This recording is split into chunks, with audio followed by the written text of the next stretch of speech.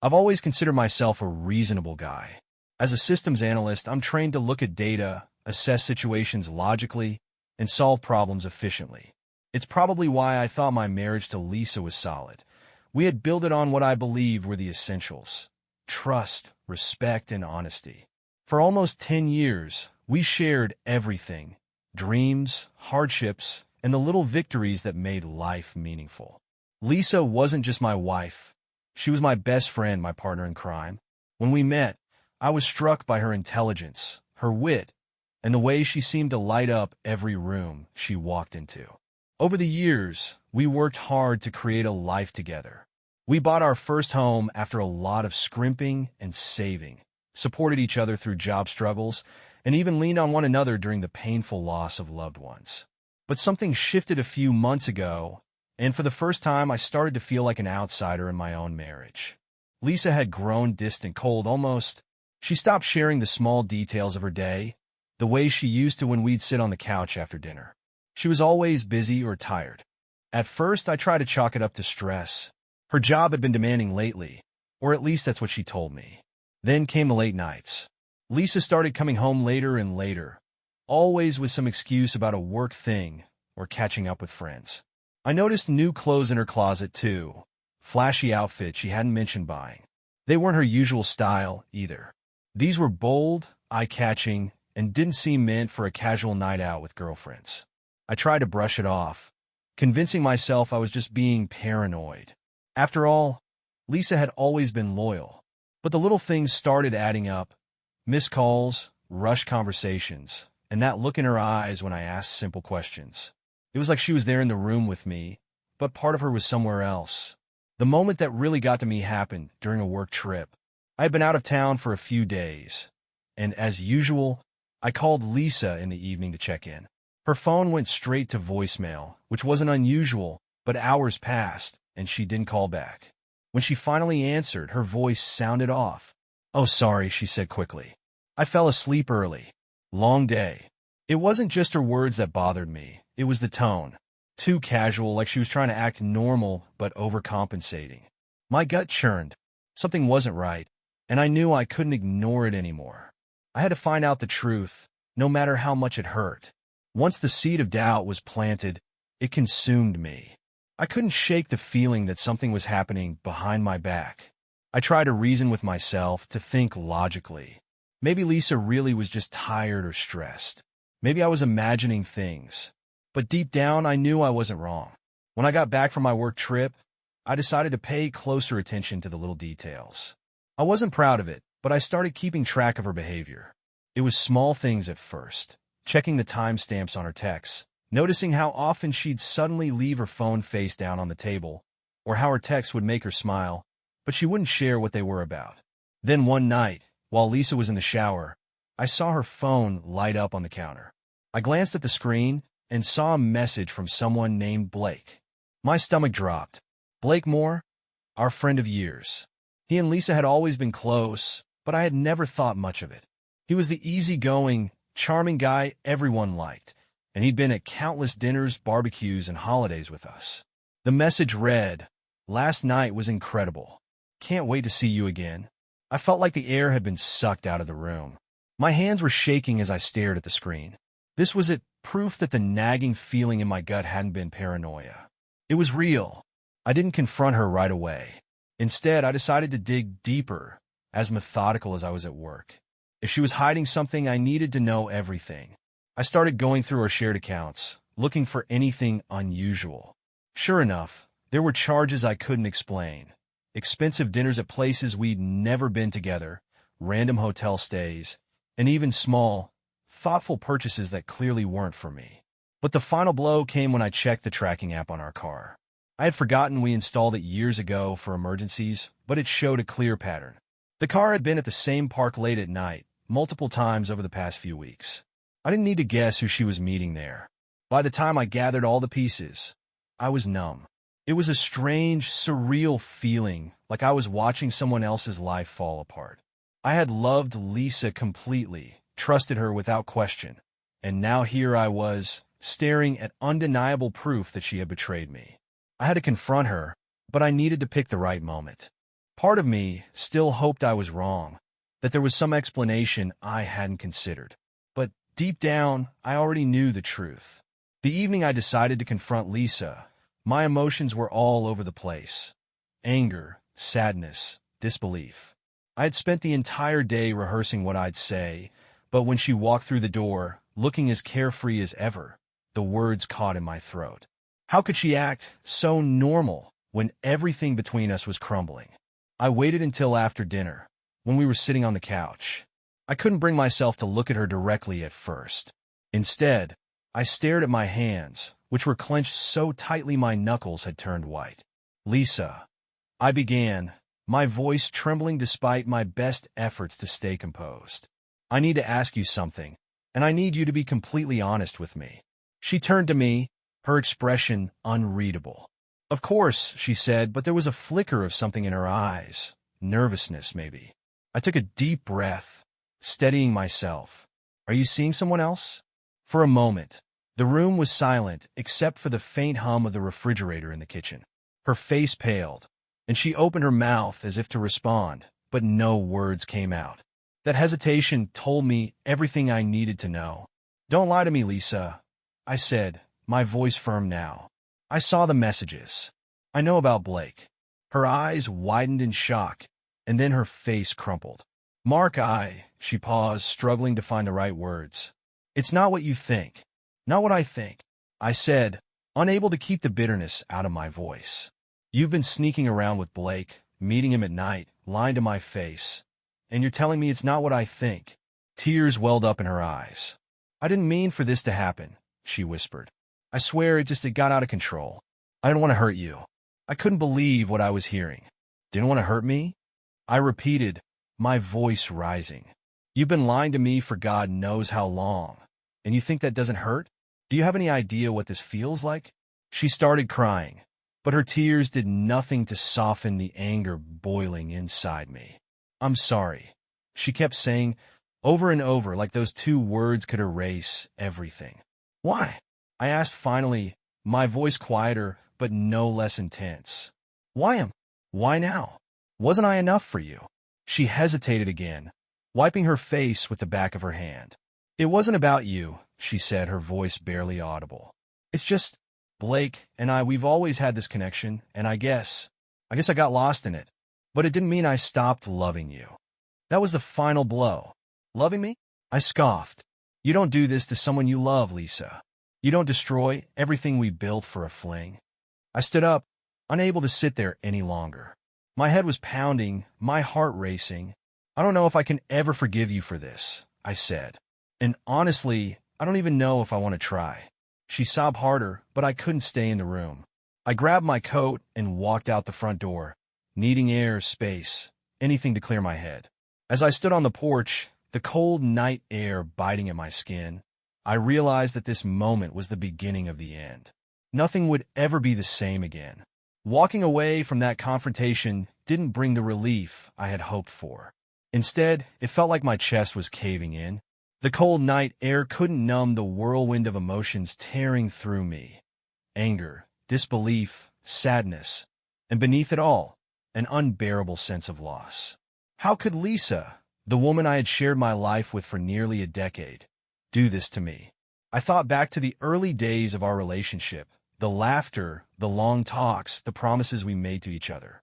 It felt like a lifetime ago, and now all those memories seemed tainted, as though they belonged to a stranger.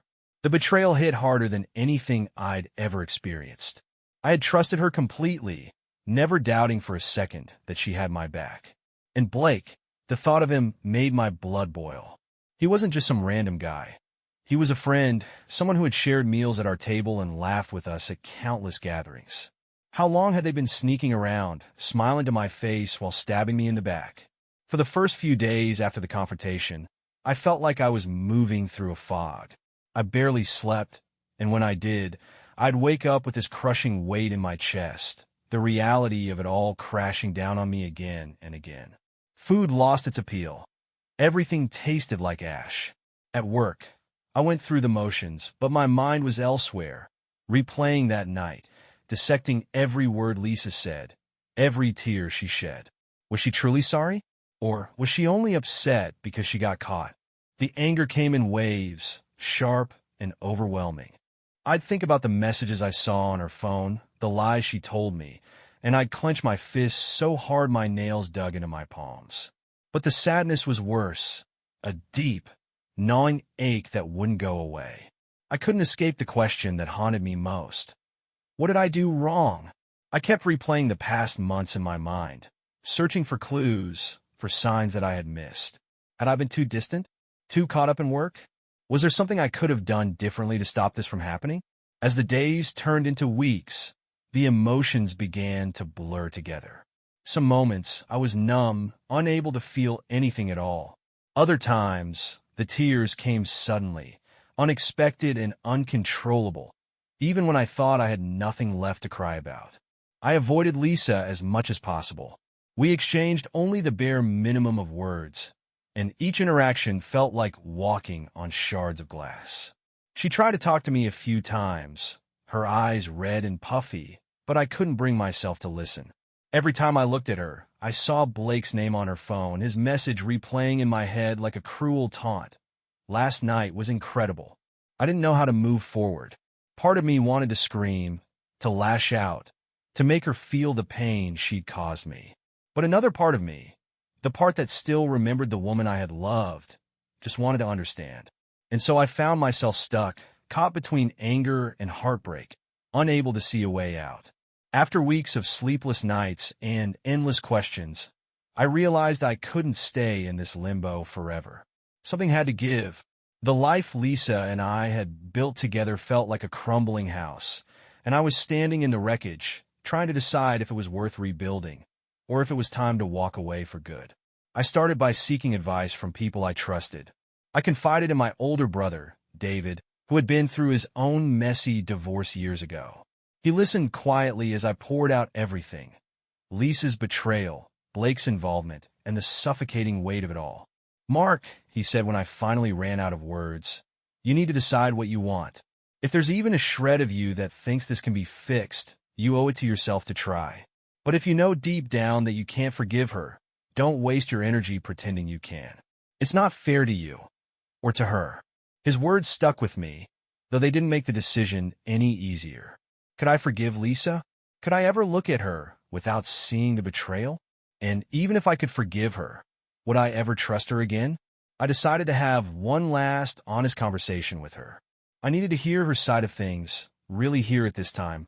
I needed to know if she wanted to fight for our marriage, or if she had already checked out. That night, I sat her down at the dining table. She looked tired, her face drawn and pale, and I wondered if she'd been sleeping any better than I had. "Lisa," I began, "I need you to be honest with me. Do you want to fix this? Do you even want to try?" She hesitated, tears welling up in her eyes. "Yes," she said finally. "Ido. I know I messed up, Mark. I know I betrayed you, and I hate myself for it. But I still love you, and I want to make this right. I'll do whatever it takes." Her words sounded sincere, but the doubt in my heart was louder. "Why, Lisa?" I asked. "Why did you do it? If you love me, if you wanted this marriage, why him?" She shook her head, wiping at her tears. "I don't know," she whispered. "I was selfish, and I wasn't thinking. Blake was there, and I let myself get caught up in it. But it didn't mean anything, Mark. It was a mistake. A terrible, stupid mistake." I stared at her, searching her face for answers. Could I believe her? Could I put the pieces of our marriage back together, knowing how easily she had broken them? After a long silence, I said, "I need time to think. I don't know if I can forgive you, Lisa. And even if I can, I don't know if I'll ever trust you again." She nodded, her tears falling freely now. "Take all the time you need," she said. I just hope you'll give us a chance." Over the next few weeks, I wrestled with the decision. I went back and forth, weighing the years of love and memories against the betrayal that had shattered everything. In the end, I made a choice, not for Lisa, but for myself. I told her I couldn't do it. The pain was too fresh, the trust too broken. I couldn't spend the rest of my life wondering if she'd betray me again, constantly looking over my shoulder, questioning her every word. We agreed to separate, And though the decision felt like a relief in some ways, it also left me with a hollow ache. I had loved her once, more than anything, and now I was walking away from the life we'd built together. After Lisa and I separated, I thought the hardest part was over. I was wrong. Ending a marriage, even when it feels like the only choice, doesn't mean the pain disappears overnight. It lingers, creeping into quiet moments, reminding you of what you've lost. At first, I tried to keep myself busy. I threw myself into work, took up running again, and spent more time with friends and family. But no matter how full my schedule was, the silence of my empty home was deafening. Everywhere I looked, there were reminders of her. Her favorite mug in the kitchen, the throw blanket she always used on movie nights, even the faint scent of her perfume lingering in the closet. I'd catch myself replaying the good moments in my head, almost like my brain was trying to convince me I'd made a mistake. The way she used to laugh at my bad jokes, how she always knew when I was having a rough day and brought me my favorite snacks without saying a word. But then, just as quickly, the bad moments would crash in. The late-night texts, the lies, the image of Blake's name on her phone screen. One day, as I was sorting through some old photos, I came across one from our honeymoon. We looked so happy, so full of hope for the future. I sat there staring at it for what felt like hours, and for the first time, I let myself cry, not out of anger, but out of grief. I wasn't just mourning the loss of Lisa. I was mourning the life I thought we had, the dreams we'd shared, and the version of myself who had believed in her completely. It was in that moment I realized something important. Heartbreak has a way of teaching you lessons you didn't know you needed. The first lesson was about trust. I'd taken it for granted, assumed it would always be there. But trust is fragile, and once it's broken, it's incredibly hard to rebuild. It taught me to pay attention, not in a paranoid way, but to the small things that make up a relationship: honesty, consistency, and effort. The second lesson was about forgiveness. Not for Lisa, but for myself. For a while, I blamed myself for what happened, thinking I could have done something differently to stop it. But I've come to understand that her choices weren't a reflection of my worth. They were about her, not me. The third lesson, and maybe the hardest, was about letting go. I'd held on to the anger for so long, thinking it would protect me, but all it did was keep me stuck. Forgiveness, I learned, doesn't mean condoning what happened. It means freeing yourself from the burden of carrying it. Looking back, I wouldn't wish this experience on anyone, but I've come to accept that it was part of my journey. It taught me more about myself than I ever wanted to know, and though it left scars, it also made me stronger. If I could give anyone in a similar situation one piece of advice, it would be this: trust your instincts, protect your peace, and don't be afraid to choose yourself, even when it hurts. Life after Lisa felt like starting from scratch. The house we had shared became a space I no longer recognized, full of echoes of her presence but stripped of the warmth we once shared. I spent the first few weeks avoiding the things that reminded me of her, but eventually I realized that I couldn't keep running. If I wanted to move on, I had to reclaim my life. I started with small changes: rearranging furniture, repainting the walls, and boxing up anything tied too closely to her. It wasn't just about redecorating. It was about creating a space that felt like mine again. Each little step gave me a sense of control, a way to tell myself that I was moving forward. Socially, things were harder.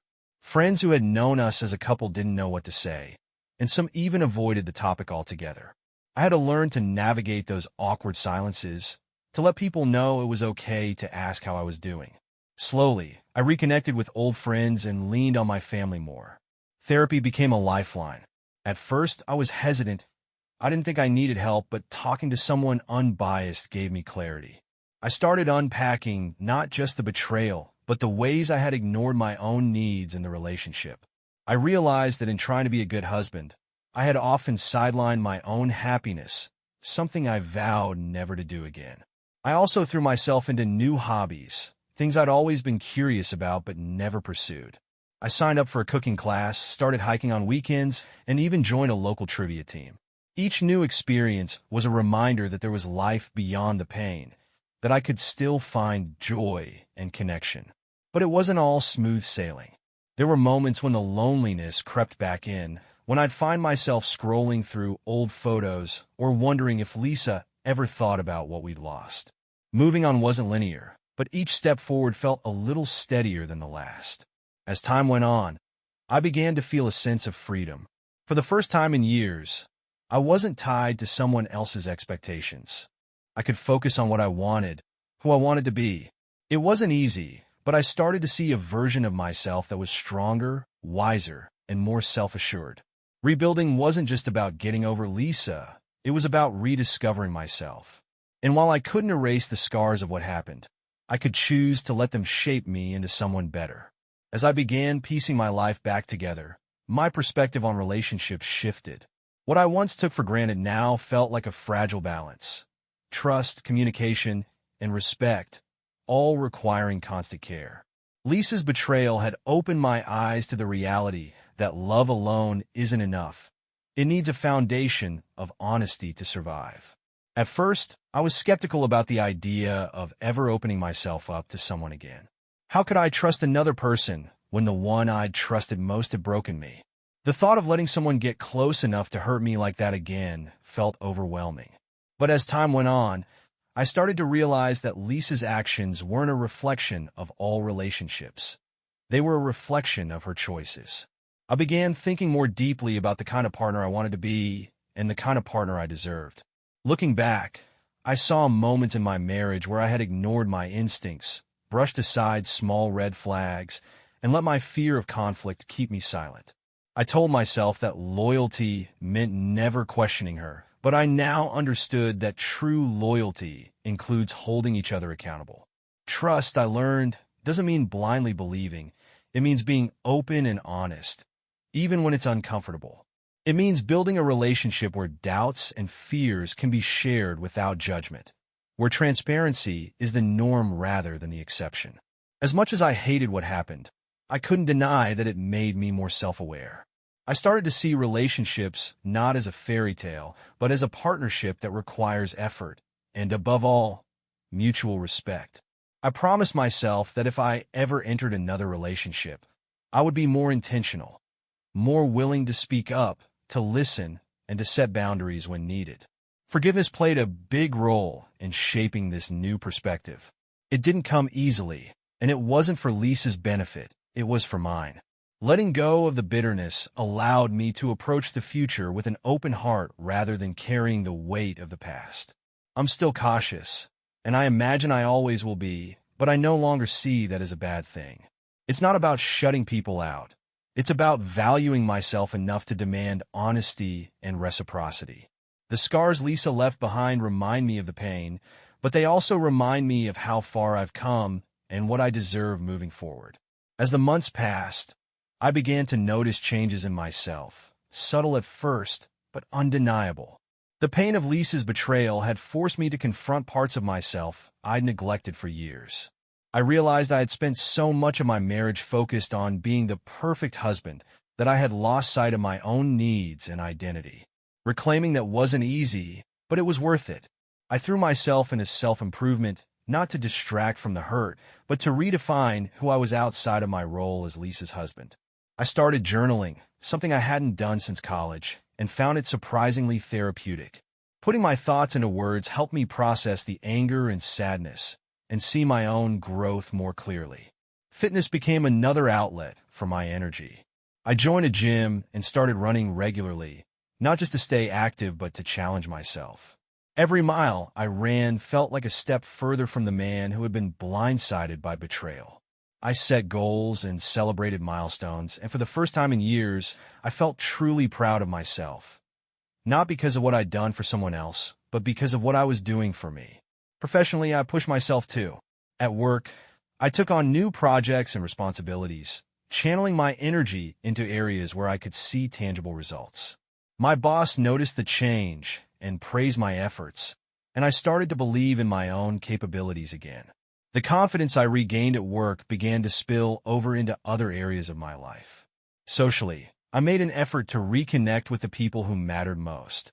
It was awkward at first, explaining the separation, navigating the inevitable questions, but I quickly realized how much I'd isolated myself during my marriage.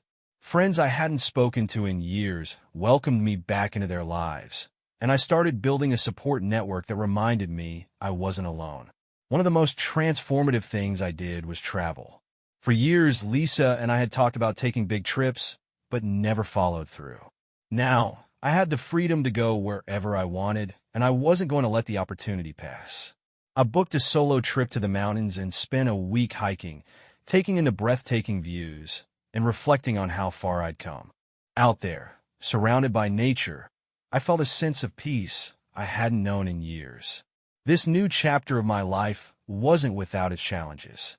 There were still days when I missed the familiarity of my old life or wondered if I'd made the right choices.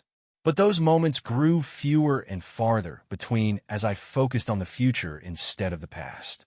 Each step I took toward rebuilding my life reminded me that I was capable of more than I had ever given myself credit for. Lisa's betrayal may have been the catalyst for change, but the growth that followed was entirely my own.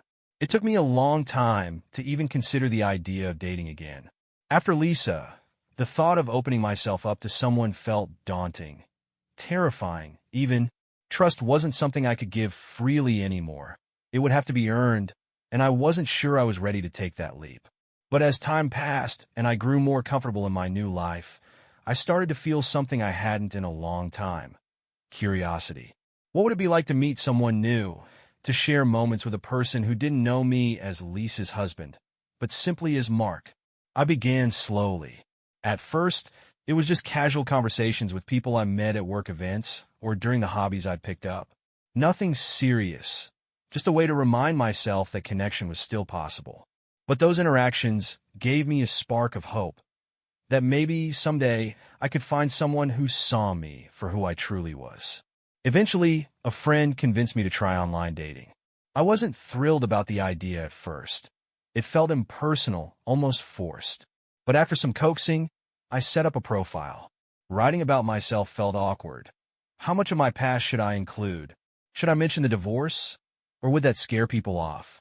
In the end, I kept it simple and honest, focusing on the man I'd become rather than the man I used to be. The first few dates were interesting. Some were pleasant but forgettable, others awkward or downright bad. But each experience taught me something, whether it was how to navigate small talk or how to spot red flags early on. And with every date, I felt a little more confident in myself and what I was looking for. One night, I met someone who surprised me, a woman named Emma. She was kind, funny, and refreshingly genuine. We met for coffee, and what started as a casual chat turned into hours of conversation. She shared stories about her own life, her passions, and even some of her struggles. For the first time in years, I felt comfortable opening up about mine. I told her about the divorce, not all the painful details, but enough to give her a sense of what I'd been through. Instead of pity, she offered understanding. She didn't try to fix me or gloss over the hurt I'd experienced. She just listened, and in doing so, she made me feel seen in a way I hadn't felt in a long time. Emma and I took things slow. I was still learning to trust again, and she respected that. We focused on building a foundation of honesty and communication, something I now valued more than ever. It wasn't always easy. There were moments when old fears crept in, when I worried that history might repeat itself. But each time, Emma reassured me with her patience and kindness. Though I couldn't be sure where things with Emma would lead, one thing became clear: I was ready to try again. Lisa's betrayal had left scars, but those scars were a reminder of how much I'd grown. I was no longer the man who let fear hold him back. I was someone who had faced heartbreak and come out stronger, ready to take a chance on love once more. As my relationship with Emma grew, I found myself reflecting more on my past, not in a way that reopened old wounds, but with a sense of clarity I hadn't had before. Being with someone who valued honesty and mutual respect reminded me of what I had missed in my marriage to Lisa. It was like I was finally seeing things for what they were, not through the haze of hurt and anger. Emma and I talked openly about our pasts. She had her own story of heartbreak, though different from mine, and sharing those vulnerabilities brought us closer. She helped me see that what happened with Lisa wasn't about my worth. It was about her choices. That realization was freeing in a way I didn't expect. One evening, Emma and I were sitting on the couch, laughing about something silly, and it hit me. I wasn't looking for Lisa in her anymore. I wasn't comparing them or holding back out of fear. Instead, I was present, fully engaged in the life we were building together. That moment of realization brought a wave of relief. As time went on, I found myself forgiving Lisa, not for her sake, but for mine. The bitterness I had clung to for so long started to fade, replaced by a quiet acceptance. I didn't need to forget what happened, but I also didn't need to carry it with me anymore. The pain was part of my story, but it no longer defined me. I even reached a point where I could look back at my time with Lisa and see the good parts without feeling overwhelmed by the bad. We had shared real love once, and while that love had been betrayed, it didn't erase the happy memories. Letting go of the anger allowed me to appreciate those moments for what they were, without longing to relive them. Emma played a big part in helping me reach that place, though she never pushed me. Her presence was a reminder that it was possible to start over, to find joy and trust again, even after everything I had been through. One day, while cleaning out an old box of keepsakes, I found a letter Lisa had written me years ago. It was from a time when we were happy, full of plans for the future. For a moment, I hesitated, unsure if I should even read it. But I did. The letter was filled with hope and love, and as I read it, I felt a strange sense of peace. Lisa and I had been happy once, but life had taken us down different paths. And that was okay. I no longer needed to hold on to the hurt or the questions about what might have been. With Emma by my side, I finally felt like I was living in the present, not weighed down by the past, but shaped by it in ways that made me stronger, wiser, and more open to the future.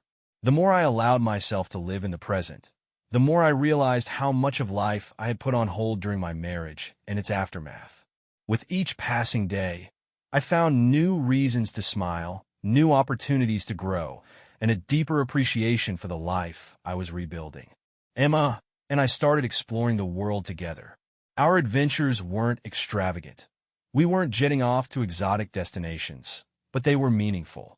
Weekend road trips, trying out new restaurants, or spending quiet afternoons hiking a trail reminded me of how much joy there is in the simple things. These moments felt real, unburdened by the shadows of the past. Work became more fulfilling as well. With my confidence restored, I began taking on projects that challenged me and reignited my passion for problem solving. My efforts didn't go unnoticed, and I received a promotion that gave me both a sense of accomplishment and the financial stability to pursue new hobbies. One of those hobbies was cooking, something I'd always enjoyed but never truly mastered. Emma joined me in the kitchen, and it became our little ritual, experimenting with recipes, laughing at our failed attempts, and celebrating when we finally got it right. It was a small thing, but it brought us closer and reminded me that building a life with someone is as much about the little things as the big ones. Socially, I reconnected with old friends and made new ones. Emma encouraged me to step out of my comfort zone, and soon we were hosting game nights and dinners that filled the house with laughter and warmth. It was a stark contrast to the isolation I had felt in the aftermath of my separation. But the biggest change wasn't in my relationships or my activities. It was in me. I had spent so much time feeling like a victim of Lisa's betrayal that I hadn't realized how much power I still had over my own happiness. Emma's love and support helped, but ultimately, it was up to me to choose joy, to let go of the past, and to embrace the life in front of me. One evening, as Emma and I sat on the porch watching the sunset, she turned to me and said, "You seem lighter lately. Happier." I smiled, realizing she was right. "I think I finally am," I said. "For the first time in a long time, I feel like I'm exactly where I'm supposed to be." That moment summed up everything I had learned in the years since my life had been turned upside down. Pain and betrayal had once consumed me, but they didn't define me. I had found strength in the brokenness, joy in the rebuilding, and love in the most unexpected places. As I settled into my new life, I found myself reflecting more deeply on the journey that had brought me here. It wasn't just about Lisa's betrayal or the heartbreak.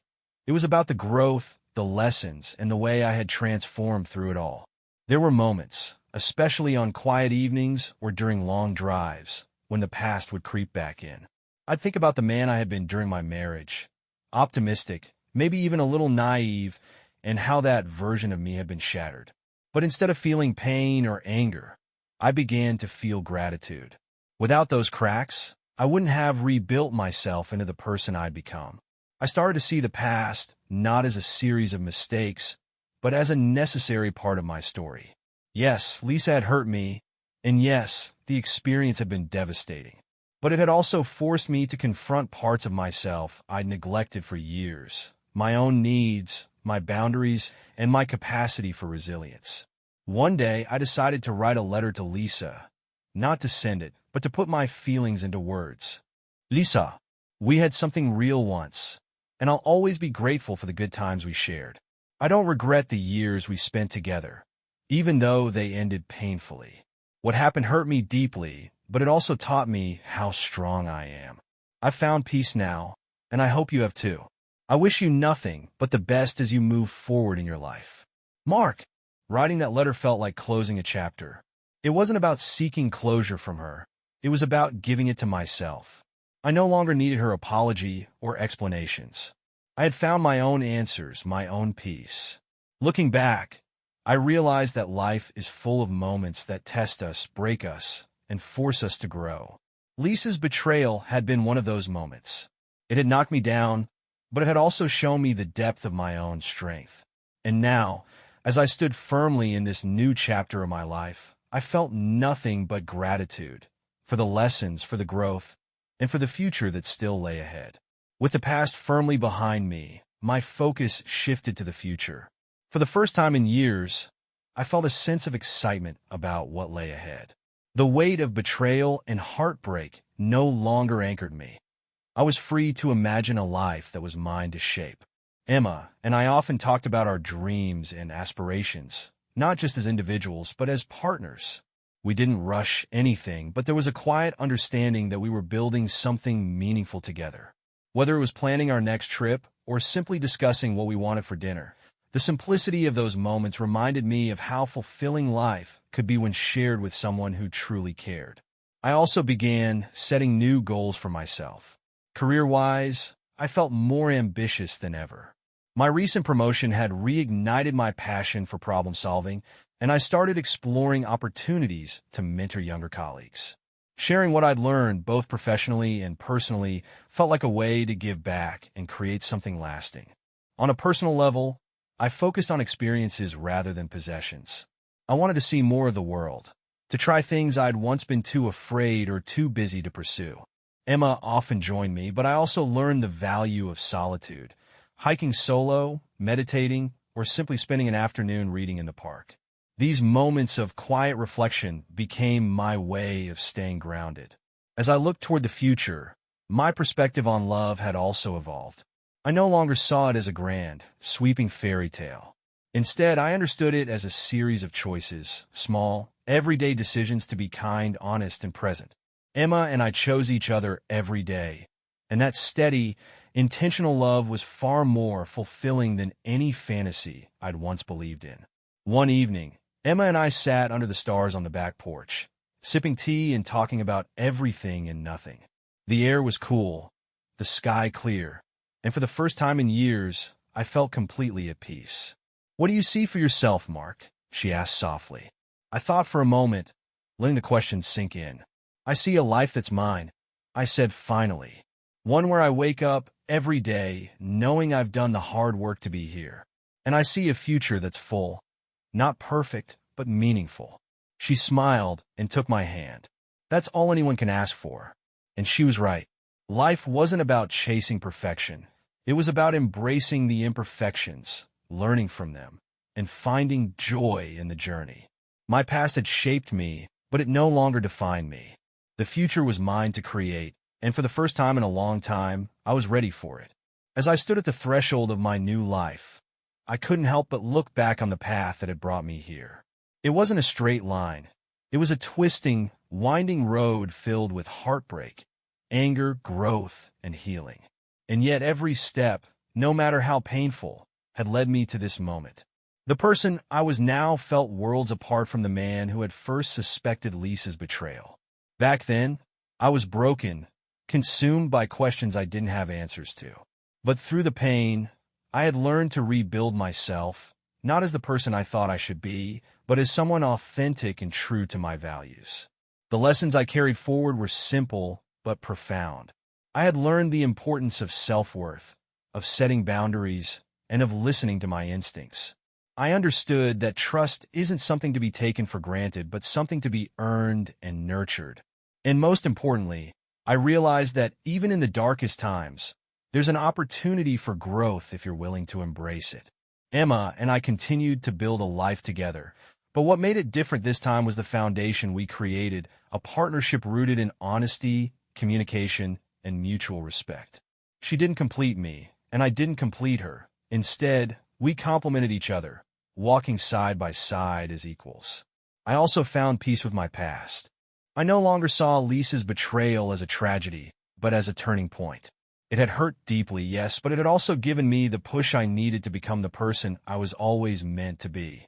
Forgiveness, both for her and for myself, had been the key to unlocking that freedom. One quiet afternoon, as Emma and I sat in the living room surrounded by books and laughter, I realized that life had come full circle. I wasn't the same person who had been blindsided by betrayal, but I was grateful for the journey that had brought me here. The scars remained, but they no longer held power over me. They were just reminders of where I had been and how far I had come. If I could offer advice to anyone facing similar struggles, it would be this. Heartbreak is not the end of your story. It's a chapter, a hard one, but it doesn't define you. The pain you feel now is temporary, and on the other side of it lies the potential for growth, for joy, and for a life you can reclaim as your own. As I reflected on it all, I felt nothing but gratitude for the lessons, for the love I had found again, and for the person I had become. My journey wasn't perfect, but it was mine, and that was enough.